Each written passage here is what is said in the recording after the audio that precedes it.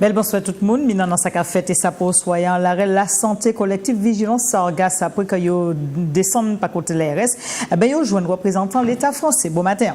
Mamay qui a travaillé à l'entour tourisme joint Thibault Alexandre qui vice-président le MEDEF ici à Martinique. L'association Émilie Daniel Patrimoine proposé en défilé à l'entour de la tradition.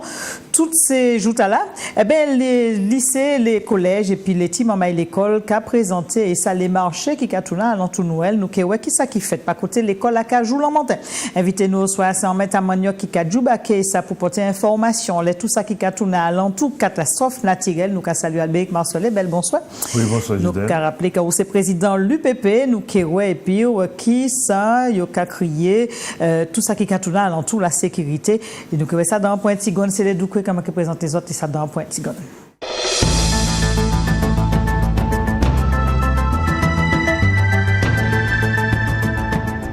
Nouvelle la tombée, c'était hier au soir Félix Rhodes, qui donc c'est dernier avocat et sa dernier bâtonnier, pardon, par côté la Guadeloupe, il fait mézier alors qu'il était né 90 l'année après qu'il était pète force, les chokungunya tombent en l'air.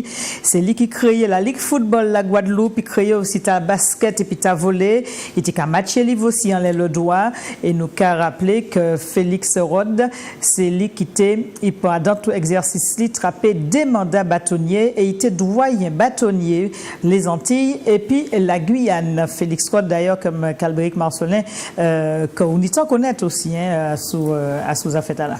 Oui, c'est arrivé en 95 effectivement en croisé. Il m'a salué mémoire li et m'a présenté condoléances à toute famille et puis au barreau de la Guadeloupe.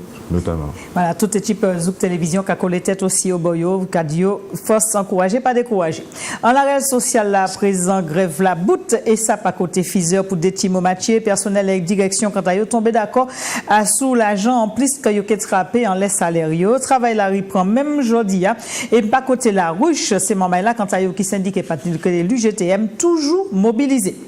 En l'arrêt la santé à présent collectif vigilance Sargas quand a après que yo débattiez pas côté l'ARS. C'est pas côté la préfecture qui prend bon comptage parole et puis Fabrice Rigolet-Rose qui c'est représentant l'État français ici nous a rappelé que plusieurs communes Martinique déjà attrapé bon désagrément et puis ça fait Sargas là qui arrivait qu'à pourri en les bodages là mais les désagréments aussi au bon les monde qui arrêté pas loin qui donc plusieurs moments été attrapé mal dit nous a suivi un reportage signé Faustine Le Guillard. Ce matin le préfet recevait le collectif Vigilance Sargas. Un moment d'écoute et de proposition. C'était un bon bagaille principalement pour la population qui a en pile de difficultés. Des gens qui ont des problèmes et puis ça au gaspouille. C'est très content que vous étiez présent dans la réunion pour savoir exactement qui maniait la préfecture, les représentants de l'État, t'es qu'à décaler le là. L'objectif nous à la réunion, c'était principalement que les représentants de l'État, la préfecture, savent qu'il faut que le plus rapidement possible, qu'ils trouvent un moyen pour barrer ça au gaz neuf là et puis tirer ça au gaz pour y a. Ni des engagements qui pris, qui étaient très bons, nous a dit, mais aussi nous a ajouté la même que parole en bouche passage et pour nous créer strictement vigilance, nous a véatif en l'air volontaire qui a de mettre ça en exécution. L'impossible n'est pas coordination sargasse. Le préfet a rappelé les dispositifs contre les sargasses déjà en place, tout en affirmant sa volonté de continuer. Aujourd'hui, il y a de l'écoute puisqu'ils nous font des propositions, mais il faut rappeler un peu toutes les réponses et toutes les actions que nous conduisons au niveau de l'État depuis le début du phénomène. Il y a tout un dispositif qui s'est mis en place dès août 2014 et qui continue encore aujourd'hui.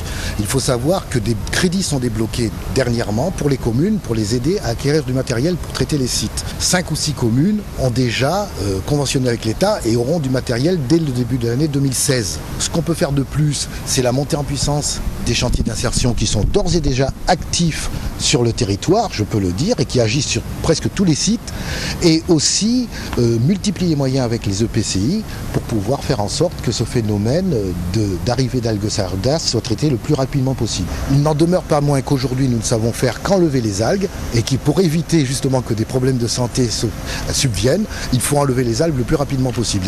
Toutes les personnes sont différentes devant ce genre de phénomène et certaines personnes peuvent avoir des nuisances très très conséquentes que je ne nie pas et se trouver indisposées. Cependant, du point de vue de la santé pure, il n'y a pas eu de remontée pour signifier qu'il y avait un problème de santé à ce niveau-là. Les expérimentations, je souhaite qu'elles portent leurs fruits le plus rapidement possible pour qu'on puisse avancer encore plus sur le traitement des sargasses, surtout dans les endroits difficiles. Des victimes des sargasses étaient présentes à cette réunion et en ont profité pour exprimer leur profond désarroi face à ce problème. J'ai demandé à le professeur de m'enlever le sargasse qui est là. Alors il m'a dit, il essaie de voir qu'est-ce qu'on va faire pour moi.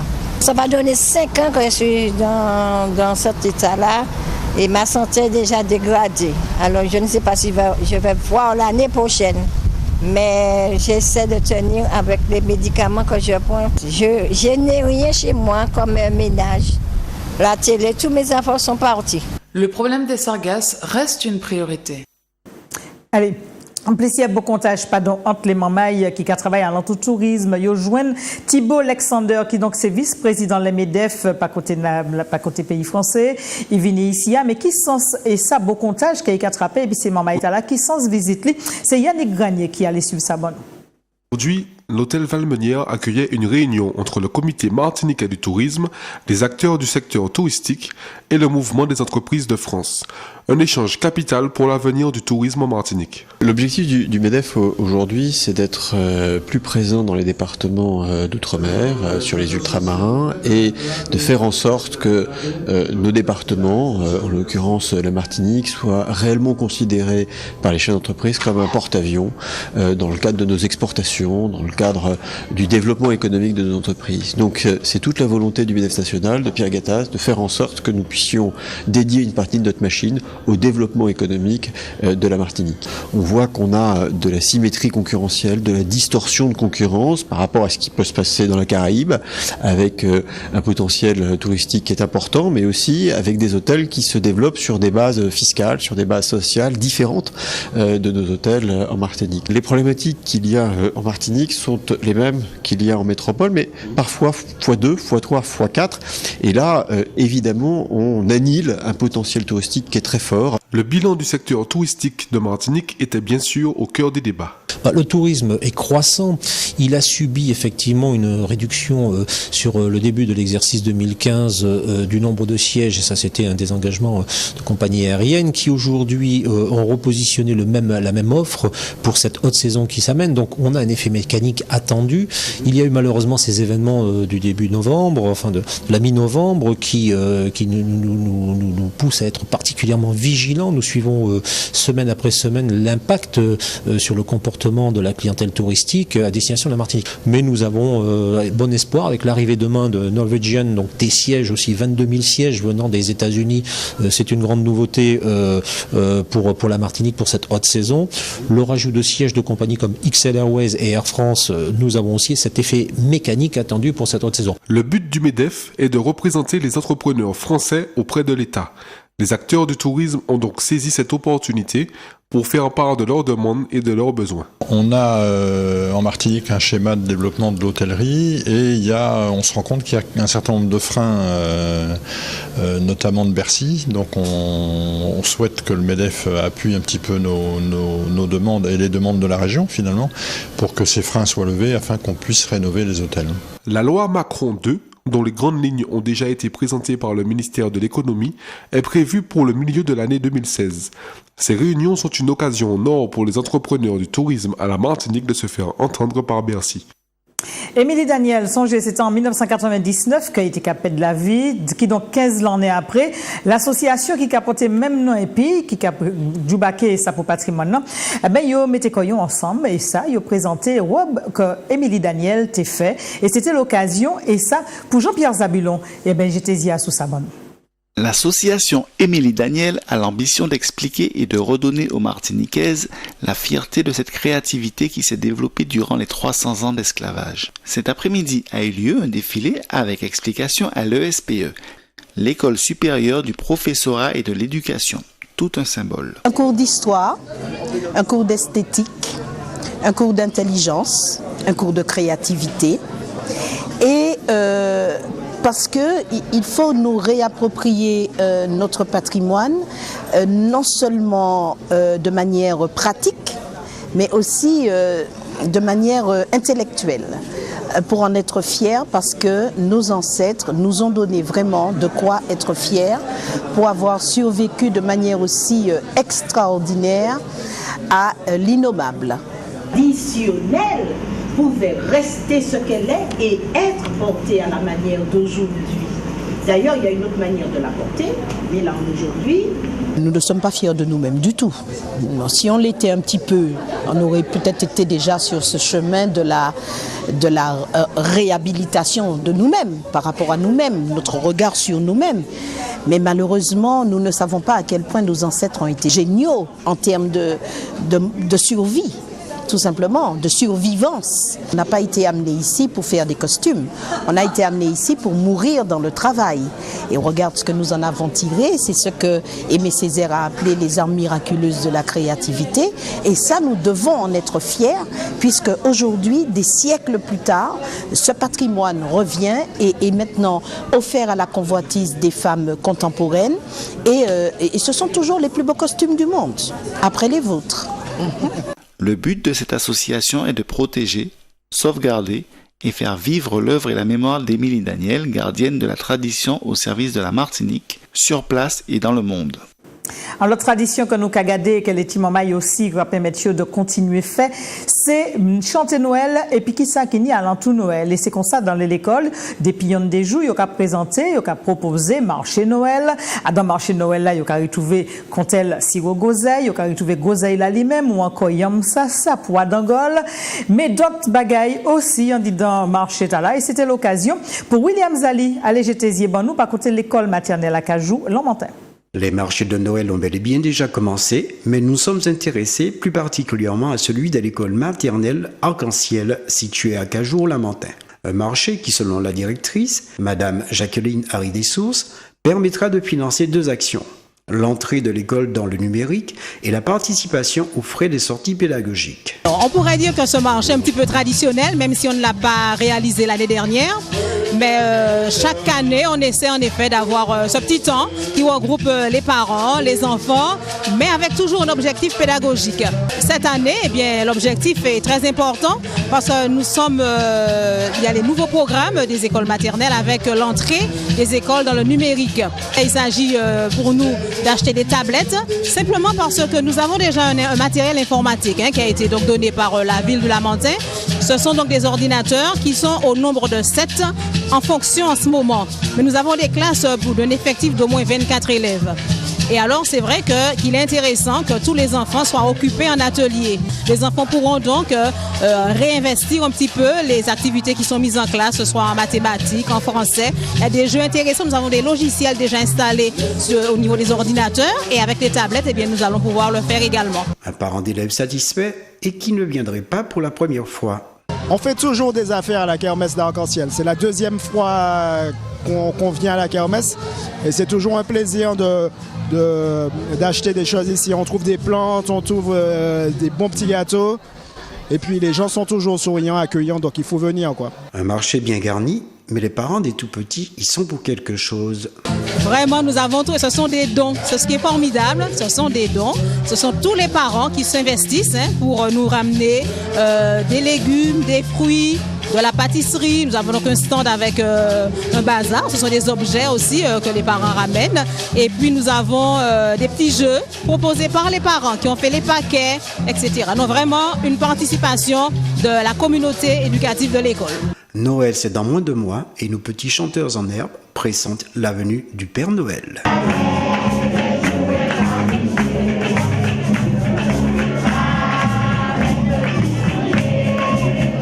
Allez, Noël qui est arrivé, et ça dans 23 jours exactement, c'est bien ça, hein? 24 jours, 23 jours, c'est bien ça le véhicule mentionné? Oui, mais quoi? C'est ça, donc c'est vrai qu'on parle pour ça, c'est peut-être qu'on peut mieux calculer, mais c'est vrai qu'on nous a parlé de catastrophes naturelles au Soya, nous Sargaslan, début journal là, et puis les plages matiniques, toutes côtes là, et puis aussi les difficultés santé que les mamans y joignent, et puis nous connaître aussi dans le pays, nous, soit les tremblements de terre, les inondations qui fait aussi par côté de la rivière Pilote. Alors, je dis, qui manière il y a fait pour reconnaître ça, il y a crié en catastrophe naturelle les rois d'un pays comme Martinique, alors que nous avons pas compté l'Hexagone, c'est des situations qui allaient aussi vite. Alors, premièrement, c'est une grande surprise quand même que avec les catastrophes naturelles là, que vous prenez notamment pour Rivière Pilote, Vauclin et puis d'autres communes, bon, que vous prenez dans 12 jours. Donc, chose qui est inhabituelle. Oui, qui est inhabituelle. Je pense que y a des gens qui voient la boue en lieu pour dire que ça n'a pas été normal, que là, on a des inondations en PACA, que le soir là même, le Premier ministre a annoncé que il mettait la région en situation de catastrophe naturelle. Mais moi, l'effet anti-retour en arrière en bagaille, c'est qu'au moment où nous avons parlé, en France, il y a la COP21 qui a fini. Oui. Et dans les ateliers parallèles qui nient dans le déroulement de la COP21, il y a un atelier sur assurance des catastrophes naturelles dans le cadre du réchauffement climatique. Et il faut que nous sachions que, bon, au niveau Martinique, notamment la Caraïbe en général, nous exposés à connaître des phénomènes de plus en plus fréquents et de plus en plus violents, notamment de très très fortes pluies, une sécheresse extrêmement importante et des ouragans puissants. Donc, je dis ça parce que nous sommes dans une situation en Martinique qui n'est pas terrible, dans la mesure où nous seulement 48% seulement qui est assuré. Donc, le message là que l'Université populaire de la prévention les fait passer au SOYA, c'est que faut que ces moments-là assuré parce que comme nous avons à connaître des phénomènes de plus en plus fréquents, eh bien, l'opé de cailloux, ça n'est pas sûr que c'est l'État qui barouillonne ou que la commune barouillonne. Déjà, nous avons à peu près 15 000 demandes de logements sociaux que nous n'avons pas arrivé satisfaits. Ça, c'est un premier manière. Deuxième problème qui a posé, c'est ça qui a créé la mesure de l'intensité du phénomène. C'est ça. Alors, par exemple, si c'est un cyclone, il y a que Foc va en faire à peu près 145 km/h pour que vous puissiez considérer que vous pouvez indemniser ou surassurer. Alors, si vous en passez par exemple et qu'il fait 142 km/h ou pas dedans, alors que vous assurez. Et c'est pour ça que je lance un appel au SOYA pour demander les parlementaires martiniquais d'aller jeter un coup d'œil dans la loi d'orientation du 13 décembre 2000 et vous pouvez vérifier ça et faire en sorte que le gouvernement augmente ces paliers-là pour permettre que les gens indemnisés si nous avons des petits phénomènes qui produit à l'occasion du réchauffement climatique. Parce que nous avons quand même les vents qui arrivent à 110, ni des catastrophes qui ont fait. Absolument, même à 110, effectivement, on a raison, Gisèle, ou ni des catastrophes qui ont fait. Donc, tu as un gros dossier dans le giron là, du débat sur le réchauffement climatique de la COP21 que les parlementaires pour prendre, et Macari dit ça encore solennellement, il faut qu'ils regardent ça. Deuxième problème qui a posé, c'est les compagnies d'assurance qui ont commencé jeudi jour que là, on est par exemple en inondation qui fait en ville, en espace précis en ville. Est-ce que vous avez pas ces temps chaque année qui a indemnisé même catastrophe naturelle, même inondation? Comme le cas Rivière Pilote, par exemple. Bon. Donc, vous avez demandé qu'entre deux catastrophes identiques, en l'occurrence deux inondations, que la puissance publique ou encore les citoyens prennent des mesures de sauvegarde. Et là, on va penser que c'est un dossier que faut que nous ouvert au niveau de la Martinique sur la question de la sauvegarde entre deux catastrophes naturelles et notamment s'agissant des glissements de terrain et des inondations. Bon, donc nous avons que c'est un dossier extrêmement chaud. Bon, et puis je vais profiter au SOYA pour demander ces moments-là. Premièrement, assurer Caillou, parce que le réchauffement climatique, là, nous gagnons de plus en plus désordre dans les territoires martiniques. Deuxième bagaille, tout ça qui n'est dit dans Caïla, il faut que ces moments-là. Assurer aussi. Non seulement assurer, mais il faut photographier. C'est ça. Sous toutes les coutures possibles et imaginables. Scanner ça, mettez ça avec les USB, etc. Et deuxièmement, Kaila, à l'extérieur, il faut qu'il photographie sous toutes les coutures possibles. Parce qu'après.